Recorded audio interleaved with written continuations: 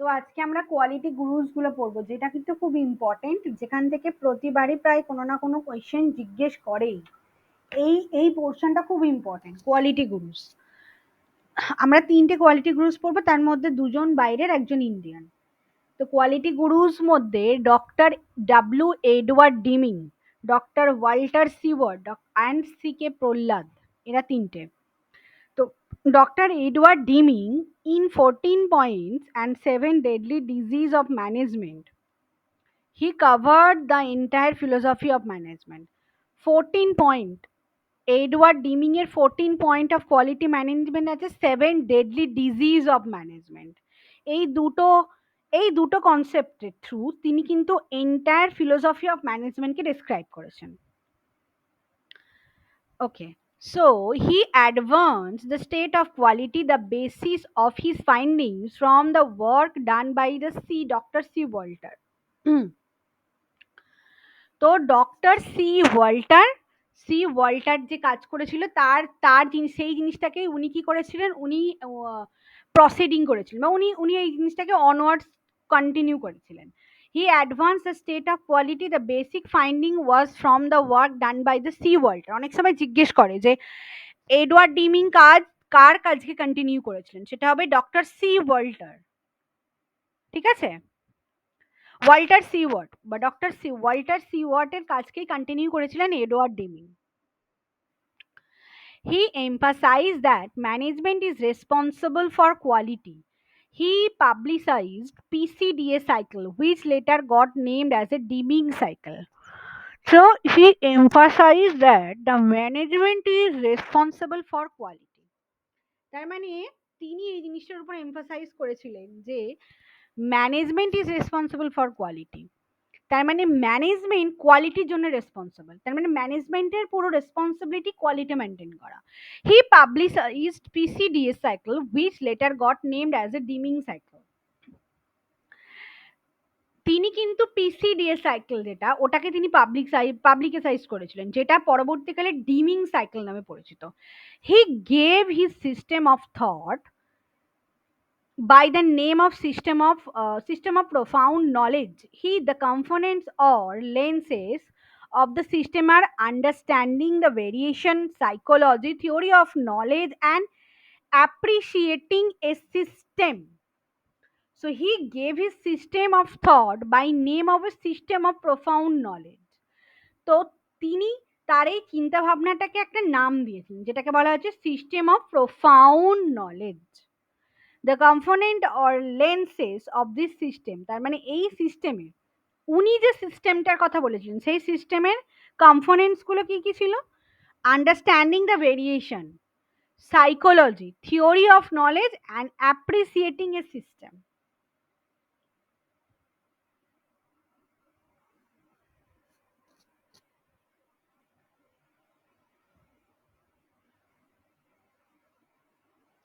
তাহলে আমরা Edward dimming যদি আমি জিজ্ঞেস করি,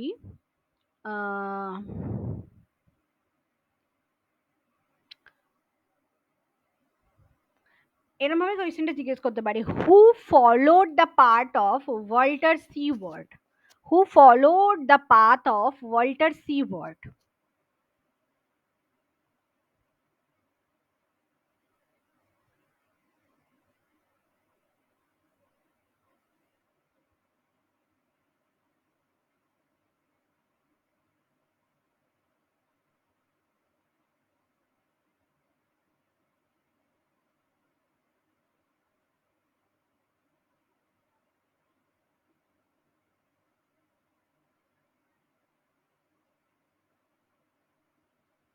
Okay, who followed the path of Walter Seward?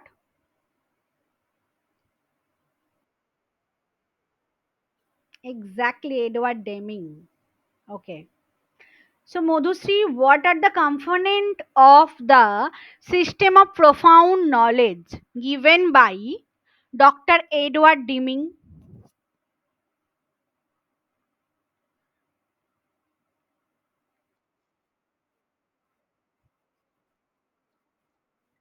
No, no, no, no.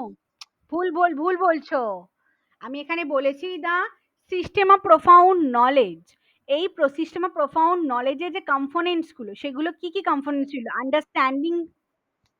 Hmm. A system, appreciating a system.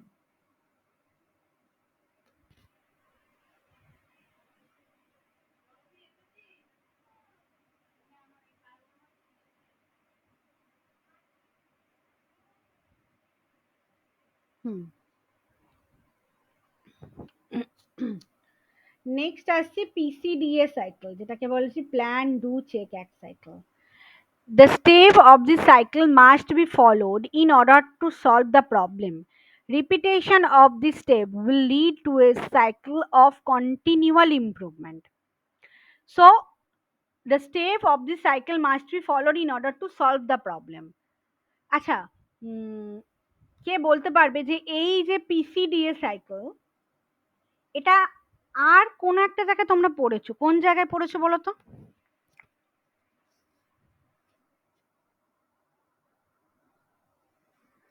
রিসার্চে পড়েছিলে? বলো বলো, কোন জায়গায় পড়েছিলে, কোন রিসার্চে পড়েছিলে? হুম, অ্যাকশন রিসার্চে কি ছিল সেখানে?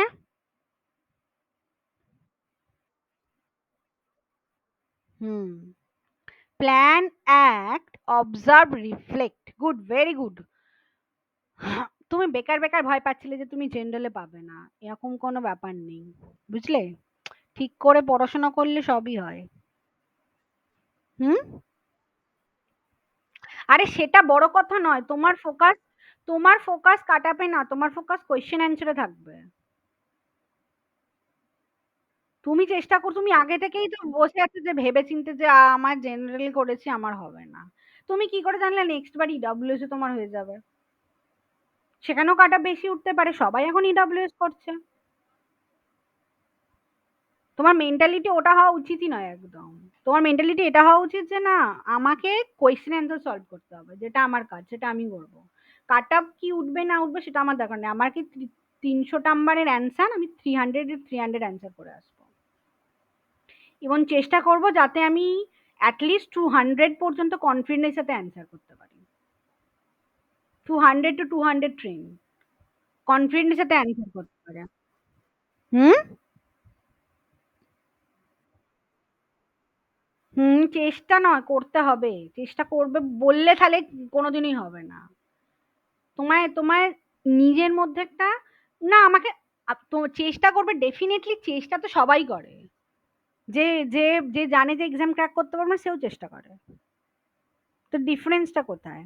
তোমার তোমার মেইন টার্গেট থাকবে, আমি কি, আমার মেইন টার্গেট এরকম থাকবে যে আমি এরকম সমস্ত অ্যান্সার আমি করে আসবো। এটা আমার মেইন টার্গেট। আর মানে অ্যাকুরেটলি করব। মধুশ্রী, অ্যাকশন রিসার্চের কনসেপ্ট কি ছিল?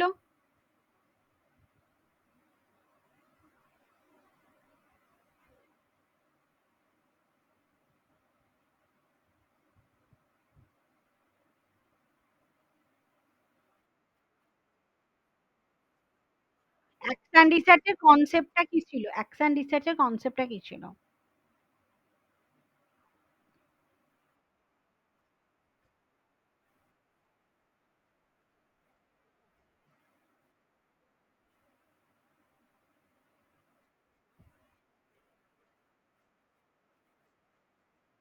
কার্ট লেউইন।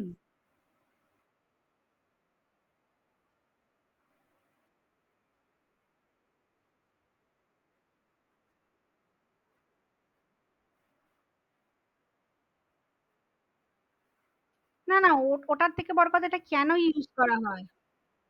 হ্যাঁ, এক্স্যাক্টলি, বলো লোকাল প্রবলেম সলভিং এর জন্য ইউজ করা হয়, লোকাল এরিয়ায় কোনো স্মল এরিয়ার প্রবলেম সলভিং এর জন্য ইউজ করা হয় অ্যাকশন রিসার্চ।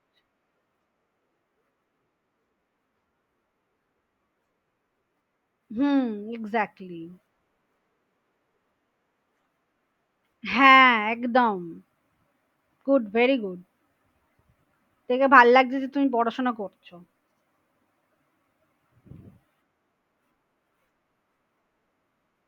না না, এটা হেসে মানে হলে গিয়ে কি হয় সেটা, obviously you have to control on yourself, right? তোমার নিজের উপর কন্ট্রোল থাকতে হবে, কি হয় সেটা, যদি কোনো কিছু খারাপ হয় তো সেটা you have to control. No one is responsible for your self.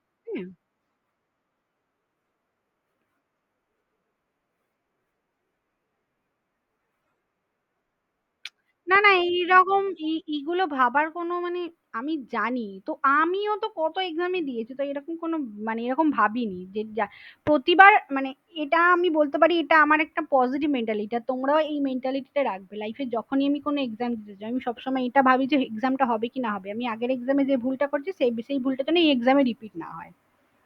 সবসময় আমি এই ভাবনা চিন্তা নিয়েই যাই যেখানে এক্সাম দিতে যাই। আমি এইটা কোনোদিনও ভাবি না যে হবে কি হবে না। হবে কি হবে না আমি সত্যি বলতে কি আমি এই জিনিসটা কোনোদিনও ভাবি না। আমার আমার সবসময় এই চিন্তা ভাবনাটাই থাকে। আমি সবাইকে বলি যে এই চিন্তা ভাবনাটা রাখাটা খুব ভালো, ভালো দিক। মানে অনেকের মনে হতে পারে তুই এতবার দিচ্ছিস তো কি হচ্ছে? আমার মনে হয় যে এতবার দিচ্ছি মানে আমি এট লিস্ট কিছু নেক্সট বার ওই ভুলটা যেন রিপিট না হয়। নেক্সট বার আর যখন প্রতিবার মানে দিতে দিতে এট লিস্ট তোমার মধ্যে কনফিডেন্স তৈরি হবে। তোমার যদি মেন্টালিটি সঠিক থাকে। ব্যর্থতাই সাফল্যের চাবিকাঠি তখনই হবে যখন তুমি ব্যর্থতাগুলো অ্যানালাইজ করবে। না হলে কিন্তু বারবার ফেলিয়ার তোমার মোটিভেশন কম করে দেবে। বুঝতে পারলে? সবকিছুই সাইকোলজি যদি তুমি সেটাকে প্রপারলি ইউজ করতে পারো। তো তুমি যখন বারবার ফেল মানে তুমি যখন ফেল হচ্ছ তুমি অ্যানালাইজ করবে কেন ফেল হচ্ছ। সেকেন্ড বার সেটা রিপিটেড হবে না। দেখবে অটো তুমি তুমি ঠিক পেয়েছো।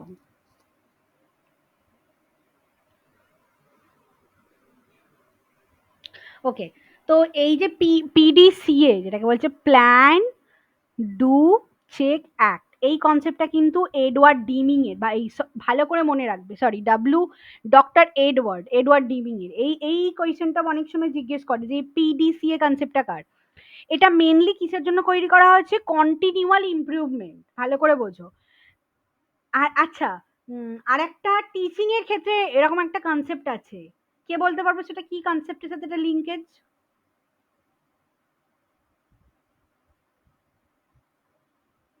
যেখানে টিচিং এর ক্ষেত্রে কোন একটা টাইপের টিচিং এ যেখানে কন্টিনিউয়াল ইমপ্রুভমেন্টের কথা বলা হচ্ছে সেখানে কিন্তু এই কনসেপ্টটা ইউজ হয়।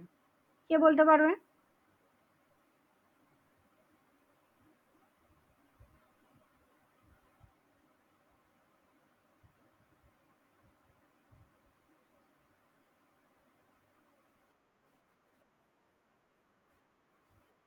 না, না, ঠিক করে বলো। একটা টিচিং প্রসেসে এই কনসেপ্টটা ইউজ হয়, সেই টিচিং প্রসেসের নাম কি?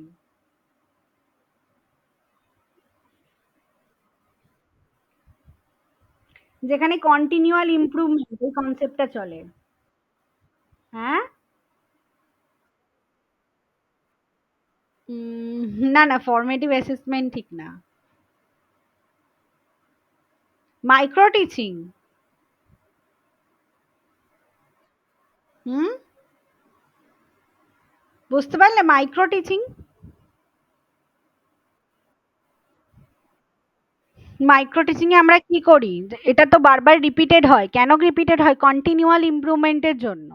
তো সেখানে এই যে এই সাইকেলটা plan do check act.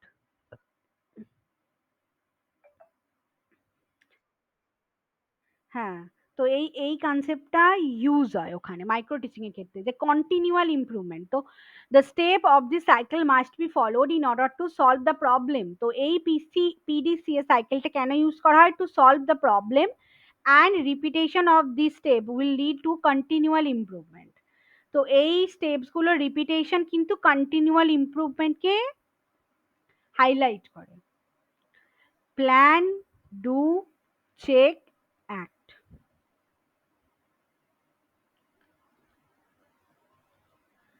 Next হচ্ছে Deming's 14 point for quality management. These points provide us framework in developing knowledge in the workplace. They can use to guide long-term business plan. So Deming আর একটা Edward Deming এর আর একটা concept important, সেটা হচ্ছে 14 point in quality management. প্রথমেই পড়ানোর সময় বলেছি 14 point of quality management, 7 disease of management, 7 deadly disease of management, PDCA. এই তিনটে কনসেপ্ট কে দিয়েছে? Edward Deming. Doctor Edward Deming এর এই তিনটে কনসেপ্ট মনে থাকে জানো?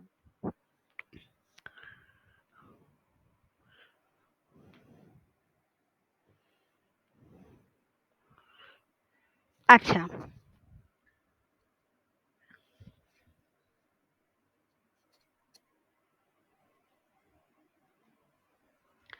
create constancy of purpose for the development of product and service. Adopt new philosophy. Western management must learn from responsibilities and practice leadership for required change, except in challenges. So, create constancy of purpose for the development of product and service. তার মানে কনস্ট্যান্সি মানে একটা consistency বজায় থাকবে of purpose, উদ্দেশ্যের, quality ম্যানেজমেন্টের ক্ষেত্রে। Adopt new philosophy, নতুন ফিলোসফি অ্যাডপ্ট করবে। Western management must learn from responsibilities, practice leadership for required change in accept challenges. So new philosophy adopt করা, এটাও কিন্তু কোয়ালিটি ম্যানেজমেন্টের একটা একটা পয়েন্ট। নেক্সট হচ্ছে সিজ depends on mass inspection. Build good quality product from the starting. Hmm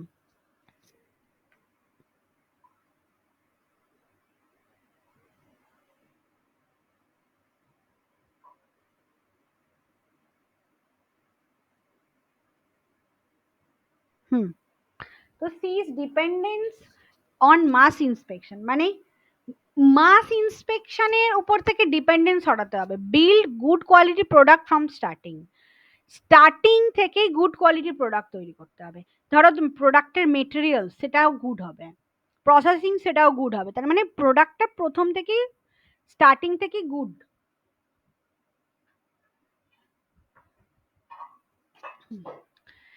End a practice of awarding, re-awarding business of on the basis of price tag alone. End a practice of awarding.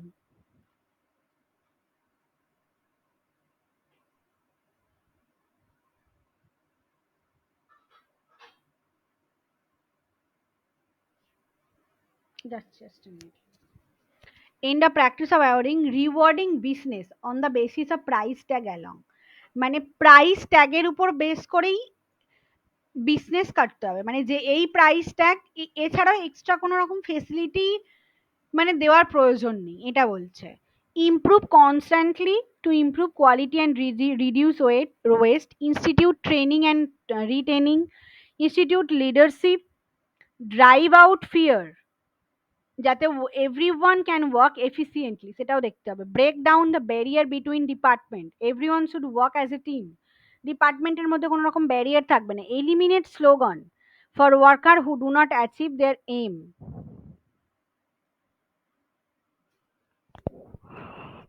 Slogan slogan eliminate করতে হবে। Eliminate numerical quotas in order two take account of quality, কোনো রকম numerical quotas থাকবে না। Remove barrier to pride the workmanship, মানে তুমি যদি কোনো কাজ করো তাহলে তুমি যেন সেটাকে নিয়ে প্রাইড ফিল করতে পারো, তার জন্য যে ব্যারিয়ার্স গুলো সেগুলো রিমুভ করা। Institute a robust programme of education and retraining both management and workforce, তার মানে যারা কাজ করবে তাদের তাদের মধ্যে ট্রেনিং, রিট্রেনিং এর ব্যবস্থা করা। Take action to achieve the transformation, management and workforce should work together.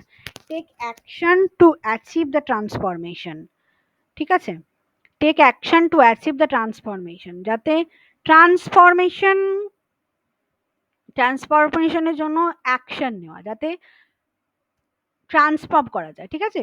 Management and workforce should work together, ধরো ট্রান্সফরমেশন কোনো কিছুর পরিবর্তনের জন্য অ্যাকশন নেওয়া।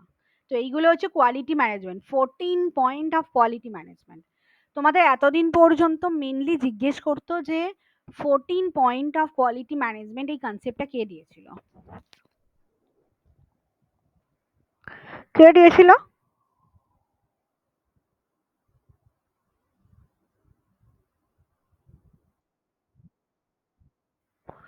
14 পয়েন্টস অফ কোয়ালিটি ম্যানেজমেন্টের কনসেপ্টটা কে দিয়েছিল? Who gives that, who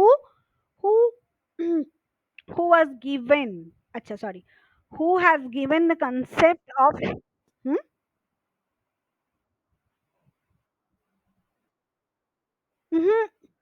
14 points in quality management.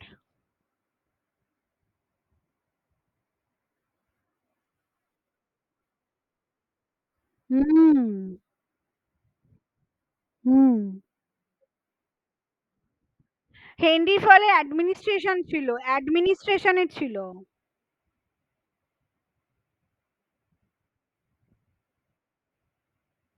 দুটো কিন্তু গুলিয়ে ফেলবে না, ভালো করে মনে রাখবে। ডিমিং এর 14 points for quality management.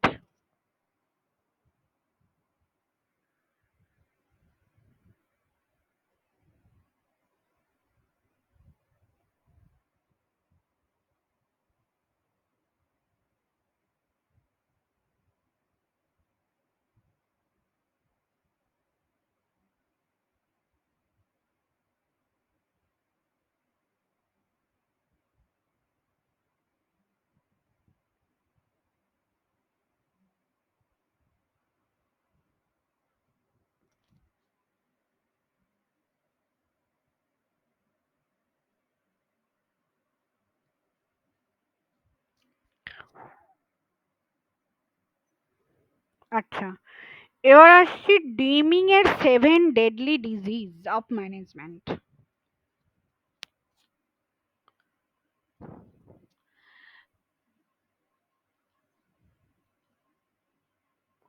These are the major challenge faced by the management that can hinder improvement. He was referring to US industry in this.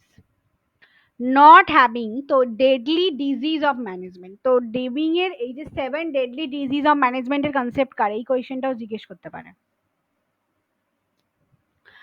Not having a specific purpose to plan product and service that will have a target group, targeting short term profit and thinking short term. তো not having a specific purpose or plan of product service that will give a target group, তার মানে তোমার কাছে কোনো plan নেই, কোনো specific purpose to plan product, প্রোডাক্টটা তুমি কিভাবে প্ল্যান করবে, কিভাবে সার্ভিস প্রোভাইড করবে, সেই সম্পর্কে তোমার কোনো স্পেসিফিক পারপাস নেই, কোনো উদ্দেশ্য নেই। সাপোজ তুমি একটা বায়োডিগ্রেডেবল প্রোডাক্ট বানাচ্ছ, তো তোমার প্রোডাক্ট, তুমি প্রোডাক্টটা বানানো তোমার মেন উদ্দেশ্য হচ্ছে যাতে এটা বায়োডিগ্রেডেবল হয়। তো তুমি এরকম একটা প্রোডাক্ট বানাচ্ছ, তোমার ইচ্ছে হচ্ছে তুমি বানাচ্ছ, এরকম শার্ক ট্যাঙ্ক বলে একটা হয় জানো তো, দেখবি টিভি ইউটিউবে দেখতে পাবে। তো ওখানে একজন এরকম একটা প্রোডাক্ট বানিয়েছে, সে অনেকে বলে না যে গ্লাসে, একই গ্লাসে জল খাবে না, তো এরকম একটা কভার মতো বানিয়েছে যে এই কভারটা তুমি গ্লাসে দেবে যখন জল খাবে। তো এটা কোনো মানে এরকম বলছিল যে তোমার প্রোডাক্টটা তো কোনোভাবেই চলবে না এরকম, আমি স্ট্র দিয়ে জল খাবো বা এরকম, মানে কোভিড এর সময় এরকম একটা বানিয়েছিল, ঠিক আছে। তো এই জিনিসগুলো অ্যাভয়েড করতে হবে, তোমার কোনো একটা স্পেসিফিক পারপাস থাকবে তোমার প্রোডাক্টের। Targeting short term profit and thinking short term, এটাও কিন্তু একটা ডেডলি ডিজিজের মধ্যে পড়ে। অনেকে খুব শর্ট টার্ম প্রফিটের টার্গেট করে আর শর্ট টার্ম থিঙ্কিং করে। Evaluation of performance and annual reviews, তুমি বছরে একবার তোমার পারফরমেন্স রিভিউজ করছো, এটা কিন্তু ঠিক না। তোমায় তোমায় ইচ অ্যান্ড এভরি মান্থ করা প্রয়োজন তোমার performance review. Mobility of management and change the job frequently, তোমার তোমার তোমার মোবিলিটি অফ ম্যানেজার, তোমার হয়তো তুমি তোমার কোম্পানিতে হয়তো ম্যানেজার বারবার চেঞ্জ হচ্ছে অ্যান্ড জব ফ্রিকুয়েন্টলি মানুষে চেঞ্জ করছে, তাহলে কিন্তু এটা তোমার কোম্পানির জন্য একটা deadly disease.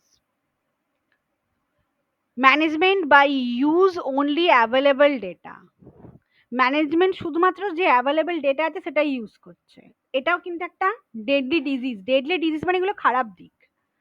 High medical cost, high cost of liability,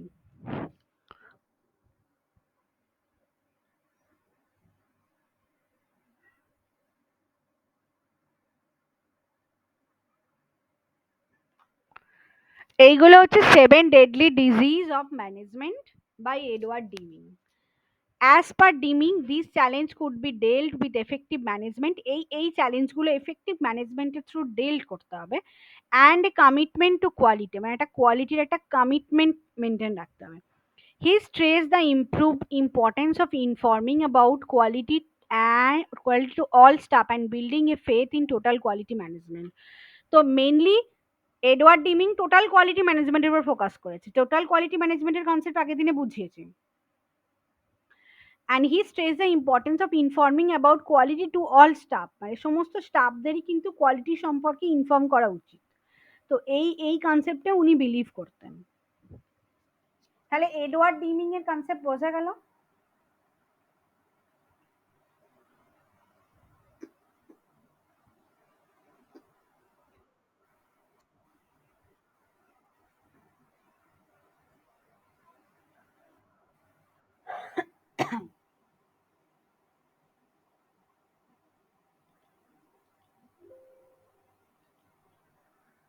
Madhushree বলো, 7 ডেডলি ডিজিজ এই কনসেপ্ট